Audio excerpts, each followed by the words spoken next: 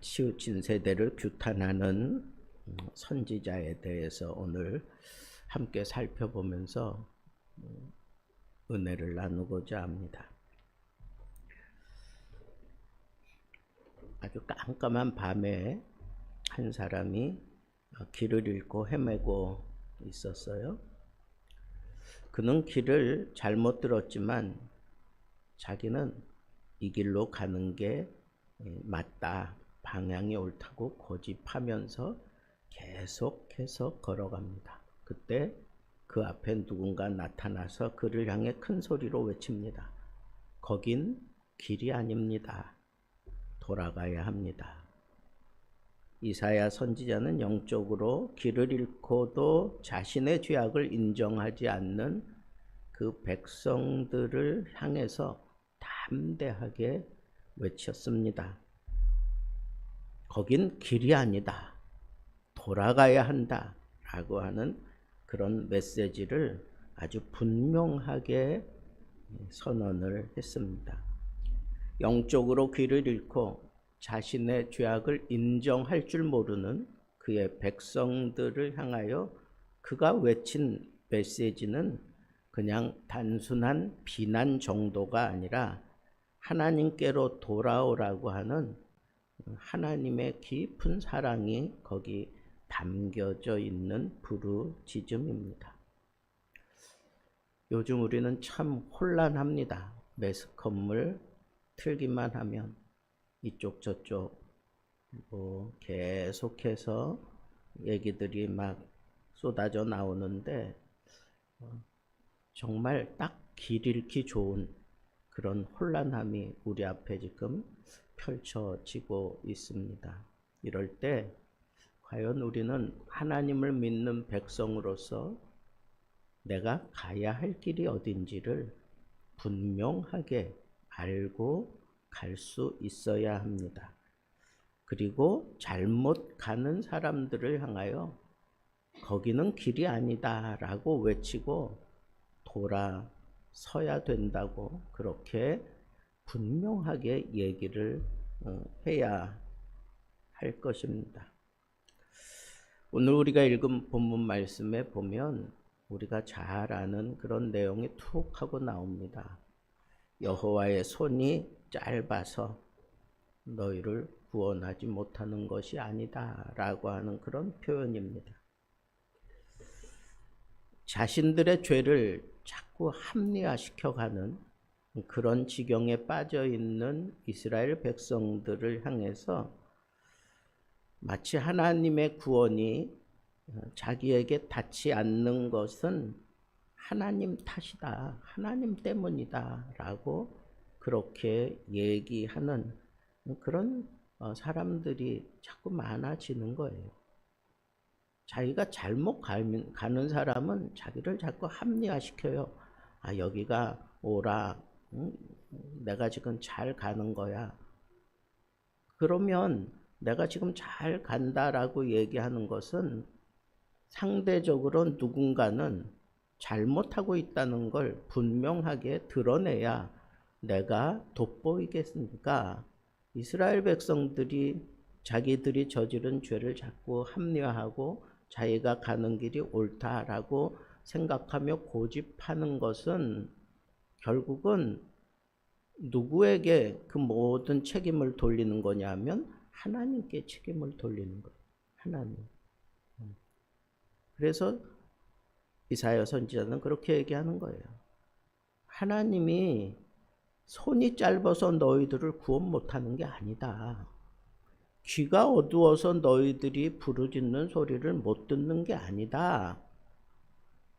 하나님은 그런 능력이 없는 분이 아니다라고 하는 것을 분명하게 얘기하고 있는 거예요. 그런데 이 사람들은 자꾸 하나님이 뭔가 안 해주고 하나님이 뭔가 지금 실수하고 있는 것처럼 자꾸 그렇게 얘기를 하고 있는 거예요. 그러니까 하나님이 우리를 구원하지 못하는 거지 우리는 지금 제대로 지금 구원의 길을 향해 가고 있다라고 자꾸 자기를 합리화시키는 거예요. 그런데 자기들을 그렇게 자꾸 합리화시킬 수밖에 없는 그런 이유가 있어요. 그게 3절부터 이제 계속해서 8절까지 쭉 나오는 내용들이에요. 보세요. 너희 손이 피에 더러워졌고 너희 손가락이 죄악에 더러워졌으며. 피에 더러워졌다라고 하는 것은 남을 해치는 거예요.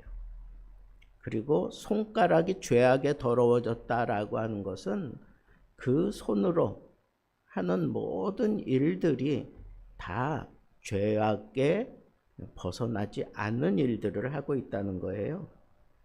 백성들의 모든 행동은 악으로 뒤덮여 버렸고 그들의 손은 무고한 자들의 피를 흘리는데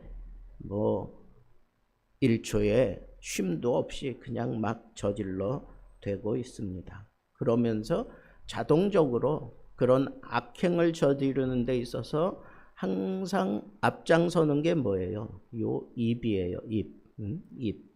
그래서 그들의 말조차 거짓과 악독으로 가득 차게 되어 있습니다. 그러니까 하나님이 손이 짧고 하나님이 귀가 어두워서 못 듣는 그런 우스꽝스러운 신으로 그렇게 전락시켜버린 거예요.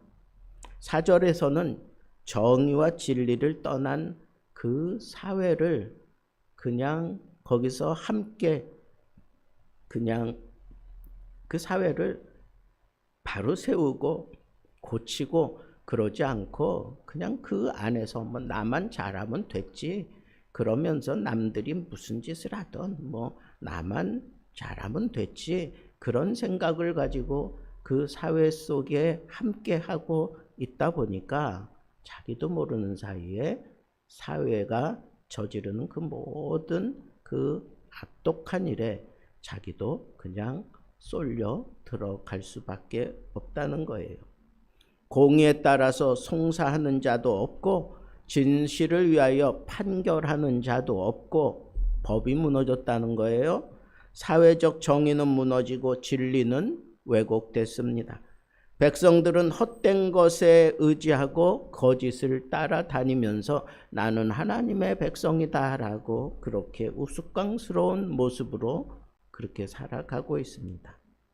그러다 보니까 이 사람들에게 평강의 길을 하나님이 분명히 다 허락해 놓으셨는데 그 평강을 따라 그 길을 걸으며 내가 편안함을 누리고 평강을 안식을 누려야 되는데 그 길을 벗어나서 다른 길로 가는 그런 어리석은 모습을 보이게 되는 거예요. 그런데 이 평강의 길을 벗어나면 아주 악을 저지를 때 아주 그냥 빨리 달려가서 무제한 피를 흘리는데 빠르며 이런 식으로 얘기하는 거 보면 여러분 하나님이 허락하신 이 평강의 길 위에 있을 때에는 내가 여유 있고 그리고 듬직하게 그 길을 걸어가지만 그 길에서 벗어나면 마치 내가 무슨 기다렸다는 듯이 그렇게 막 여기저기 쫓아다니면서 죄악을 저지르게 된다는 거예요. 그래서 우리는 이 평강의 길로만 가야 되는데 우리는 이 평강의 길에서 이미 벗어난 지 오래됐다는 거예요. 그래서 우리는 죄악의 길을 따라 살면서 그네들에게 남은 것은 황폐가 찾아오고 그리고 혼란함만 가중되고 있습니다. 오늘날 우리 사회도 이와 다르지 않아요? 진리가 사라지고 정의는 왜곡되고 사람들이 죄악으로 달려가요. 그냥 느긋하게 가는 것도 아니고 막 달려가는 그런 모습들을 지금 우리는 이 사회 속에서 너무나 쉽게 보고 있습니다.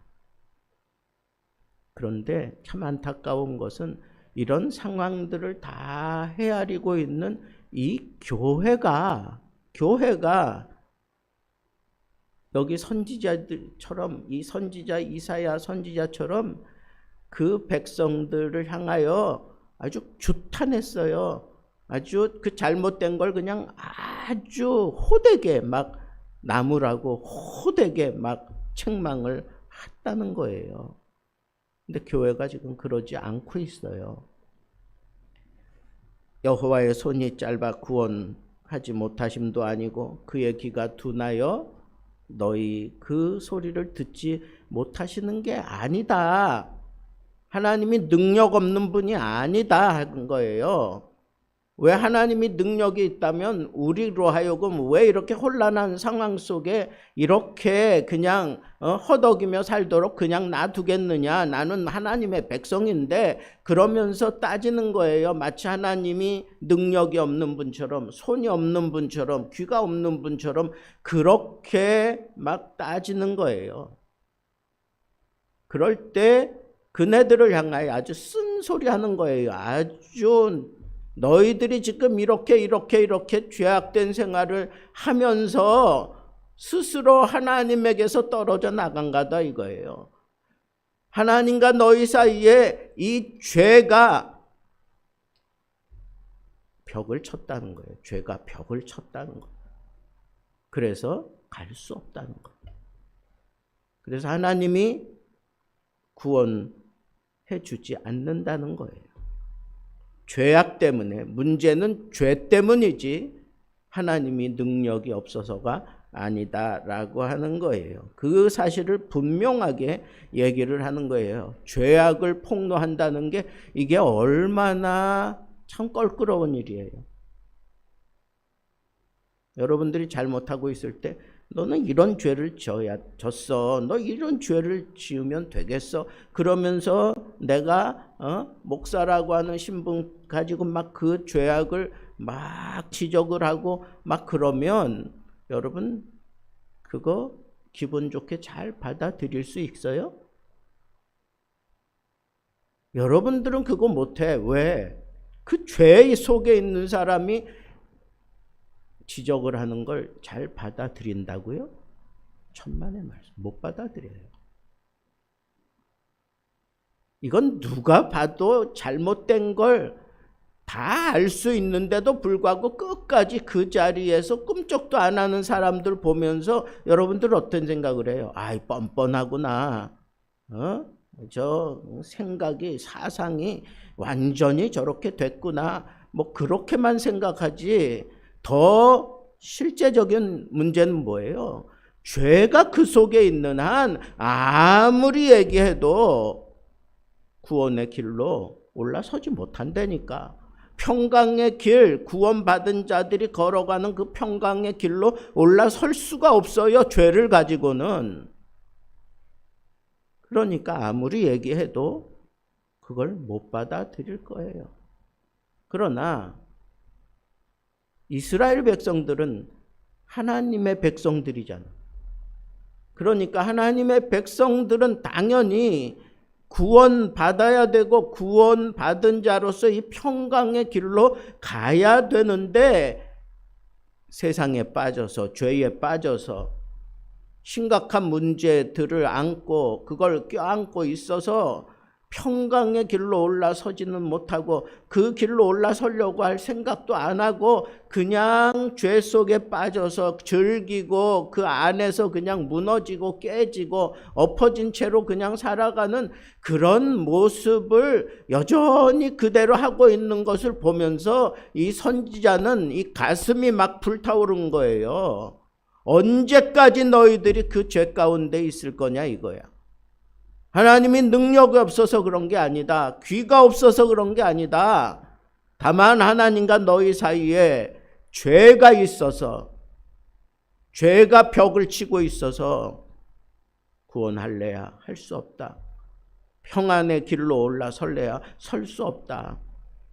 그러니 너희들은 이 모든 죄악을 정확하게 살펴보고 철저하게 그 모든 것들을 다 하나님 앞에 통회하고 자복하고 씻어내고 그리고 너희에게 허락한 이 평안의 길로 올라서서 구원받은 자답게 살아야 한다라고 하는 것을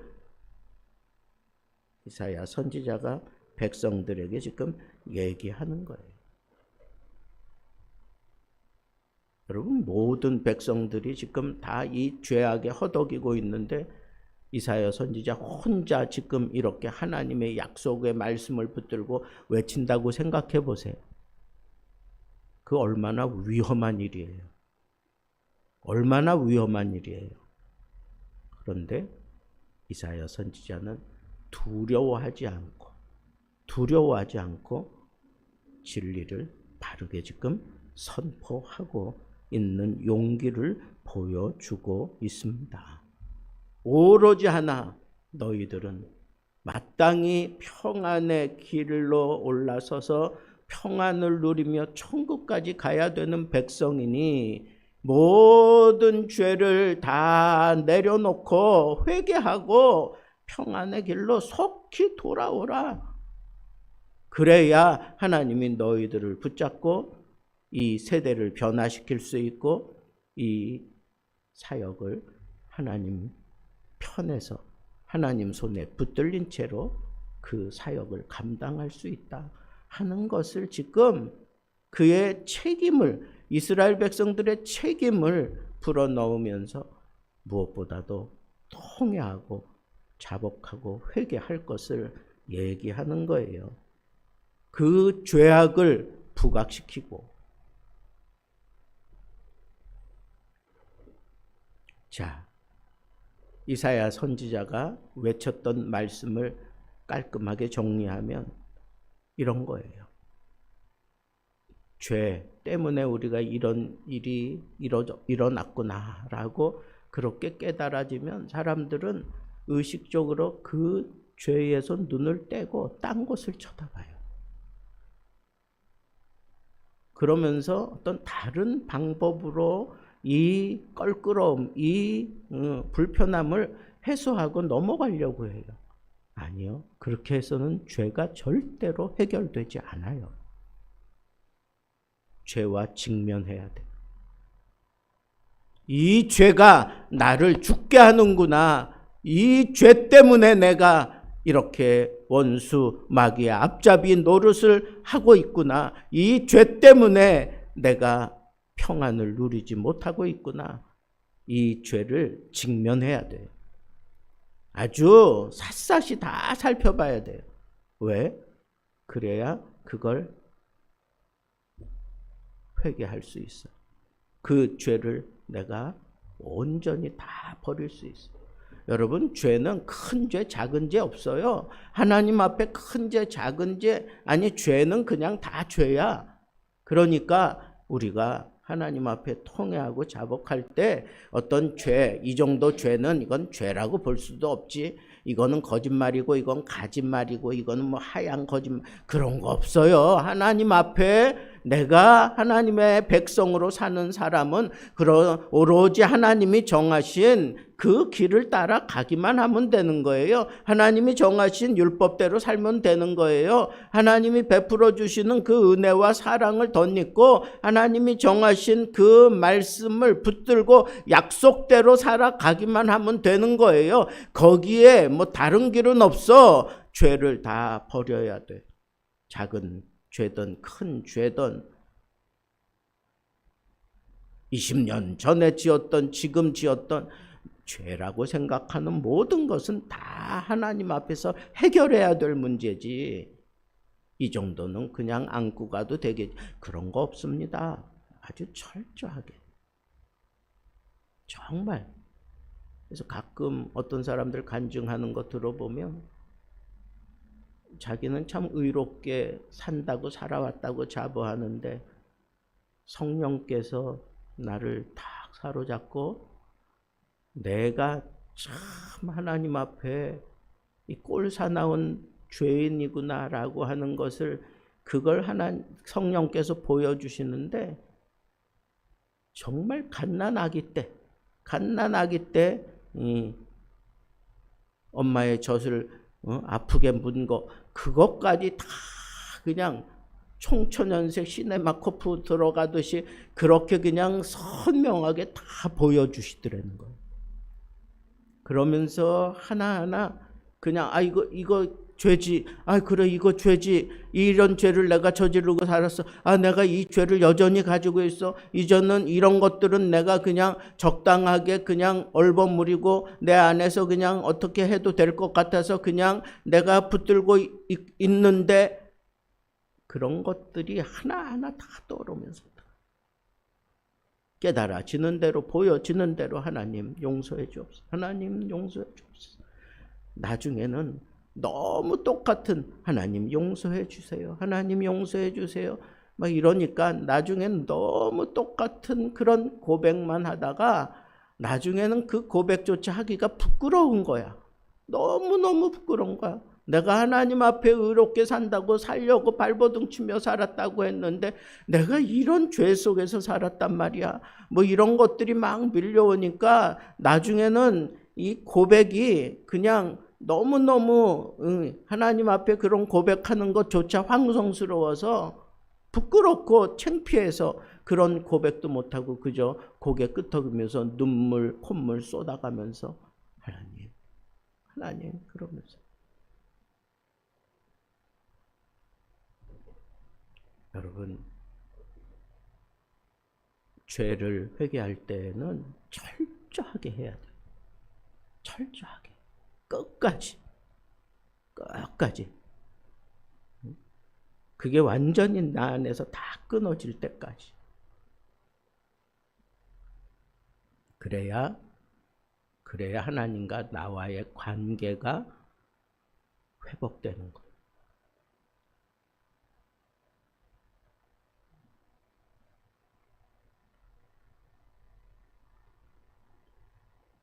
두 번째는 그렇게 회개하고 나면 그 다음에는 내가 평강의 길로 올라선 거야.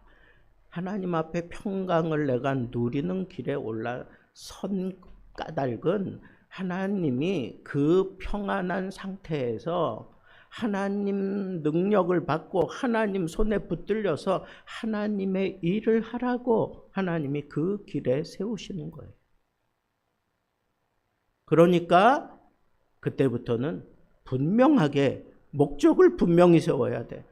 내가 하나님 앞에 어떻게 살아야 되는지, 내가 하나님을 위하여 어떻게 살아야 되는지 분명한 그 기둥을 세우고 목적을 분명히 하고 그리고 살아야 돼요.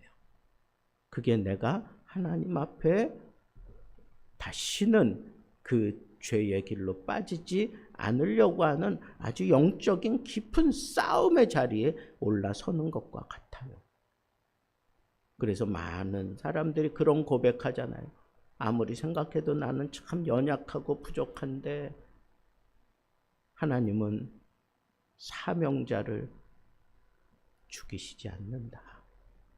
하나님은 사명자를 그냥 놔두시지 않는다.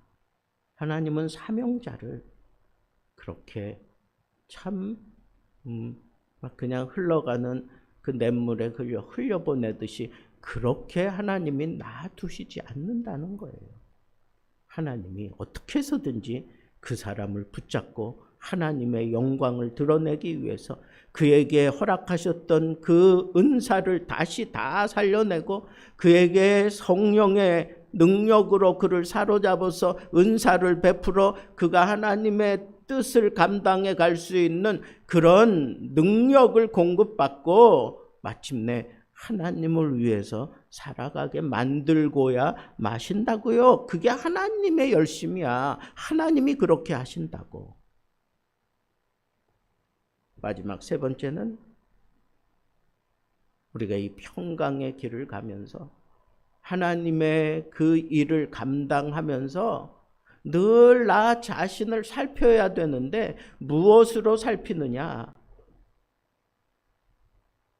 한순간이라도 내 마음에 불안함이 있으면 그건 내 마음속에, 내 삶 속에, 내 어느 곳에 한 군데라도 이 죄가 파고들어서 지금 내 발목을 잡고 있는 거예요.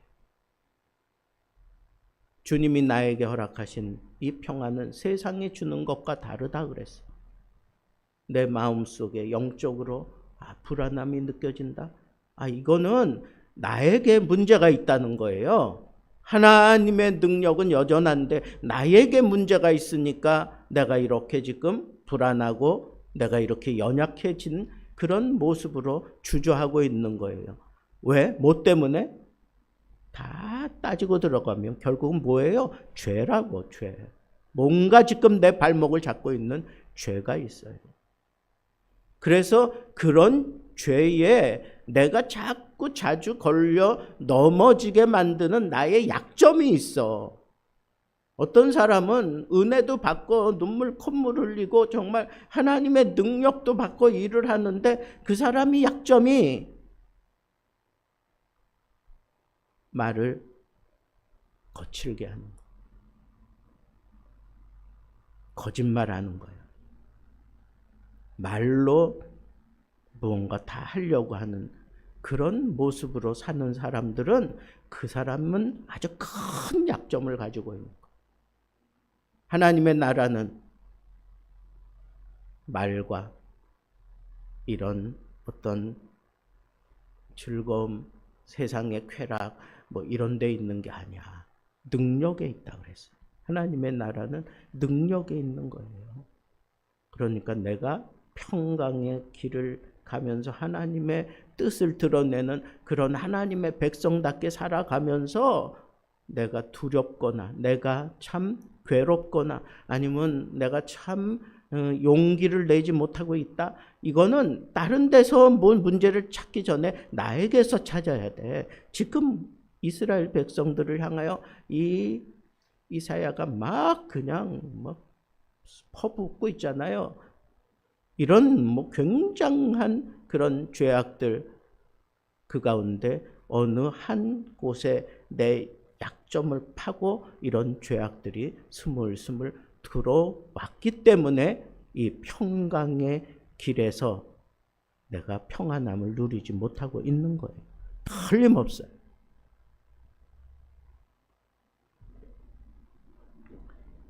하나님께 돌아오는 길은 평강의 길이에요.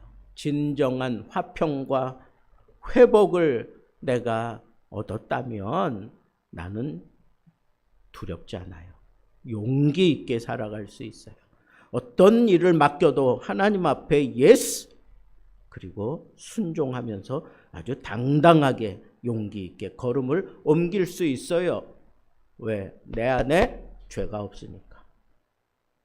다 회개하고 통회하고 자복하고 그리고 하나님의 뜻을 온전히 세우고 하나님의 능력을 내가 지금 받고 있기 때문에 하나님의 능력을 끌어당기고 있기 때문에 하나님과 관계가 바로 형성이 돼서 그런 하늘의 은사가 나에게 막 쏟아지고 있기 때문에 나는 두렵지 않아요.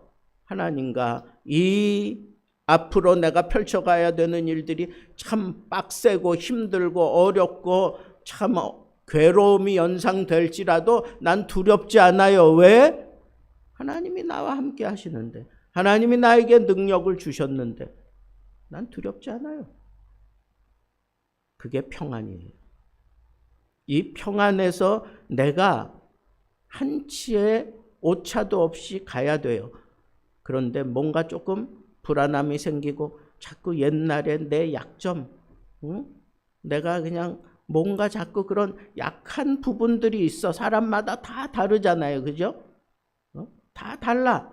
약점들이 다 달라. 그런데 마귀는 귀신같이 알고 그 약점을 파고들어요. 그래서 우리는 늘 살펴봐야 돼. 그런 것들에서 내가 해방되지 않고는 평안할 수 없어요. 하나님의 뜻을 이룰 수 없습니다.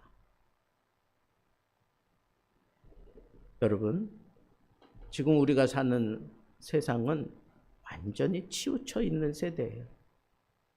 그 길에 내가 발을 하나 얹어 놓으면 나는 요동쳐.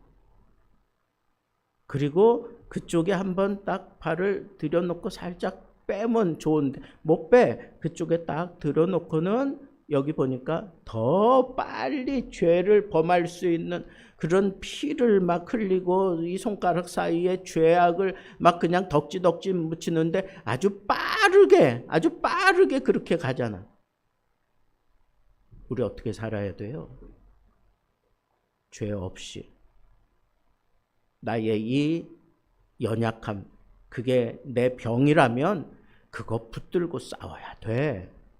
그냥 이렇게 놔두면 안 돼. 이건 하나님이 나에게 지금 어떤 시련을 주고 어떤 시험 무대에 세운 거다라고 생각하고 그냥 정말 뭐 싸워야 돼. 금식을 하든지 무슨 일을 하든지 간에 싸워야 돼요. 그냥 그 자리에 있으면 안 돼. 결국은 내가 그냥 그대로 그냥 세상을 즐기고 그냥 이 정도 그냥 이렇게 그러다가는 그냥 완전히 뒤집히지고 세상에 완전히 갇히고 마귀가 그 사람을 붙잡고 심심하면 툭툭 그냥 사람들 건드리면서 막 짜증나게 만들고 열나게 만들고 그래서 그냥 같이 그 죄악에 그냥 막 같이 뒹굴게 만들고 언제까지 이런 삶을 우리가 살아야 되겠느냐고. 이게 이사야 시대에도 그렇지만 오늘날 우리가 사는 시대에도 똑같은 게 지금 같은 패턴으로 움직이고 있어요. 여러분, 이사야 선지자가 이 이사야 후반부의 말씀들은 위로하고 축복하고 그리고 세워주는 그런 말씀들로 쭉 끌어가면서 하나님의 백성의 위치를 이렇게 높여가고 있는데 갑작스럽게 이렇게 막 쏟아붓는 것을 보면 이 백성들이 아직도 정신 못 차리니까 이런 상황에 또 빠졌구나라고 하는 게 이게 막 그냥 막 억울한 거야. 이게 막 견딜 수 없는 거야, 선지자로서. 여러분, 저는 여러분들에게 선지자의 마음을 가지고 이 세대를 살라고 얘기하고 싶어요. 정말 하나님의 백성들이 하나님의 백성답게 살지 못하게 만드는 이 죄악에 슬쩍 발 걸치면 내가 거기 그냥 빠져들어가서 안 믿는 사람보다 더 심각한 죄를 저지르고 마는 게 그게 이 죄의 심각성이에요. 이런 상황에서 어떻게 하라고? 빨리 돌아서라고. 진리를 붙잡으라고. 하나님께로 돌아오라고. 철저하게 통회하고 자복하고 하늘의 능력을 가지고 이 평안의 길에서 늘 자신을 살펴보면서 하나님이 맡기신 이 사역, 세상은 아무리 치우치고 난리 법석을 떨더라도 하나님이 나에게 허락하신 이 구원과 이 능력은 세상이 감당할 수 없는 그런 능력과 구원임을 여러분들 스스로 가슴에 담고 멋지게 정말 하나님의 뜻을 따라 온전하게 이 세상을 오히려 심판하며 나아갈 수 있는 멋진 하나님의 사람들 되기를 우리 주님의 이름으로 축복합니다.